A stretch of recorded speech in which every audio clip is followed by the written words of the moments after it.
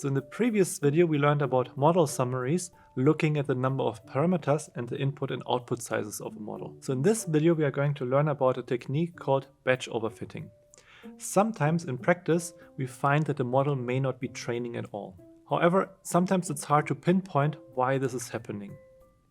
It could be, for example, either a problem with the dataset or something with the loss function or the model architecture. However, since neural networks are such great memorizers, neural networks should always be able to overfit to a single batch.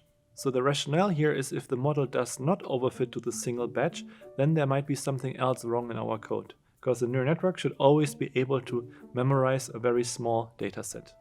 So let's see how this works.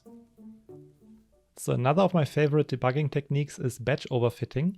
So this is exactly the same code that we used before, except that I have made a small modification here that I'm not telling you yet about. But I will show you what I mean by batch overfitting. So in the trainer there is the option overfit batches 1, which for example here means that we are only using one mini batch when we are training the neural network.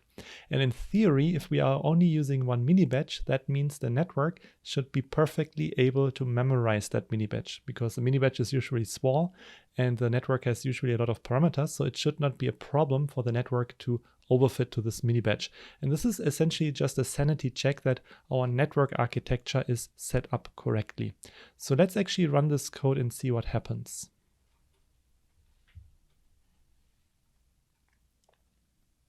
So I should clarify also, it's running 10 epochs, and for each epoch it's using the same mini batch, only one mini batch per epoch. So it's 10 times fitting to that one mini batch. And yeah, as we can see now, here the validation accuracy is 0.5, which is okay, but the training accuracy is quite low. It's 0.78, so 78%. We should expect something close to 100% if our architecture is set up correctly.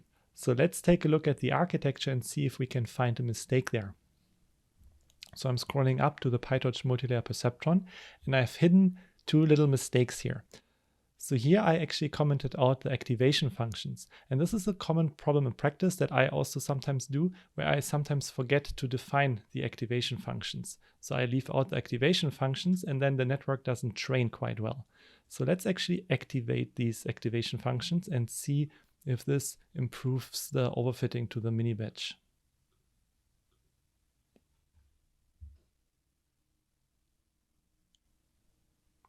So yeah, as we can see now, the training accuracy is 100%, which is what we expect if we set up the architecture correctly.